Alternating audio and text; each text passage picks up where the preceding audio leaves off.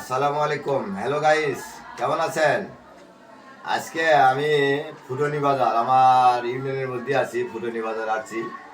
তা আসার পরে এখানে মাদ্রাসা হয়েছে, সেখানে আমি মাগরিবের নামাজ পড়লাম।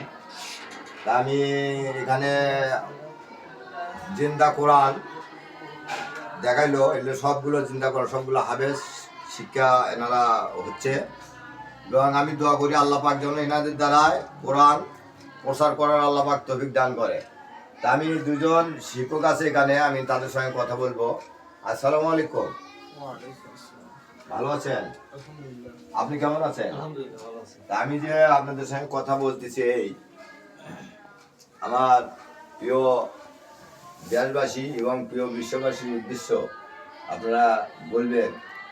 এই যে এটা মনে করেন প্রাইমারি একজন শিক্ষক আছে বা একজন সচিবালয়ে যে মনে করেন চাকরিজীবী যেনারা, সরকারি কর্মচারী এবং কর্মকর্তা যেনারা আছেন, তাদের বেতনের সঙ্গে যে আপনাদের বেতন একেবারে সীমিত, যেটা না বললি নয়, তাতে কি আপনাদের আল্লাহ পাক এতে কি সংসার কেমন চলে এবং কি অবস্থা, আমাদের কেমন কষ্ট হয়, এটা একটু আমার দর্শকের উদ্দেশ্য এবং বিশ্ববাসীর উদ্দেশ্যে একটু বললে আমার খুশি হবে, আল্লাহ পাকও খুশি হবে, আমার দর্শকেরাও খুশি হবে।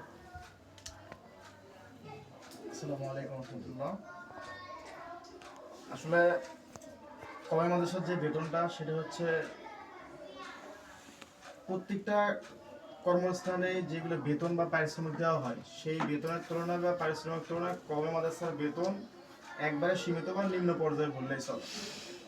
কিন্তু সেই বেতন দিয়ে আল্লাহ পাক চলায় বা এবং আমাদের আলহামদুলিল্লাহ ভালোই চলে, খারাপ চলে না, আলহামদুলিল্লাহ অনেক ভালো। এবং অন্যদের থেকে, অন্যরা যে বেতন পায় ওগুলো বেতনের থেকে আমাদের অনেক সুন্দর চালায় আল্লাহ তাআলা বিশেষ রহমত অনেক সুন্দর চালায়, এটা আমরা শুকরিয়া আদায় করি। কিন্তু এখন দেশের বাজারে যেরকম বাজারপাতি, যেরকম শাক সবজি বা চলতে যেরকম খরচপাতি লাগে, একটা সংসারে যেরকম চলতে যেরকম খরচপাতি লাগে, সেই তুলনায় এই যুগে এসে এই বেতনে চলা অনেকটাই কষ্টকর।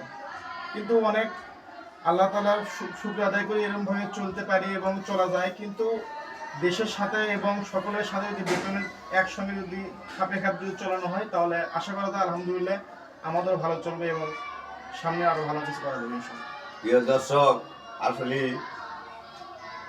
আমি কান্দে আছি তাদের প্রিয় দেশবাসী যারা আসলে দিন প্রচারের কাজে নিয়োজিত আল্লাহ পাক রাখছে। আমরা সমাজের যারা বড় জ্ঞানী গুণী, যারা অর্থবিদ, আমরা এই ধরনের শিক্ষক এবং তাদের দিকে আমরা একটু নজর করি ভাই। তারা এই যে দেখেন, এই যে আমরা ভালো একটা ছেলে তাকে আমরা কলেজে আর কানা যেগুলো বুঝ পায় না, যেগুলো পড়তে পারে না, সেগুলো দিয়ে আমরা মাদ্রাসায়, তাই তো আমরা না করি। হুজুরের কথাটা শুনে আসলে আমি কষ্ট পেলাম। আল্লাহ তাআলা তাদের যে বেতনটা দেয়, যেটা না একেবারে সীমিত, আল্লাহ পাক আলহামদুলিল্লাহ, তারই উপরে আলহামদুলিল্লাহ। দেখেন, যারা আসলে মাদ্রাসায় যে কষ্টটা করে, এরা সময় ডাললেও খানা খেতে হয় ভাই। আমরা দেশবাসীর কাছে, সারা বাংলাদেশ এবং অল বিশ্ববাসী, এরকম শিক্ষা প্রতিষ্ঠান ইসলামের যেগুলো আছে, বিদ্যমান ব্যক্তিরা এই দিন প্রচার এবং কোরআন প্রসারের যেনারা দায়িত্ব আছে, আমরা বিশ্ববাসী তাদের দিকে আমরা একটু নজর করি ভাই। ভালো থাকবেন, সুস্থ থাকবেন। আর যারা দিন প্রচারের কাজ করতেছেন, এনার প্রতি আমরা সকলেই দোয়া করব, আল্লাহ পাক এনাদের অল্পতেই যেন এনারা সন্তুষ্ট হয়, আল্লাহ পাক নিজে যেন এনাদের সহায় হয়। আমিন। আসসালামু আলাইকুম।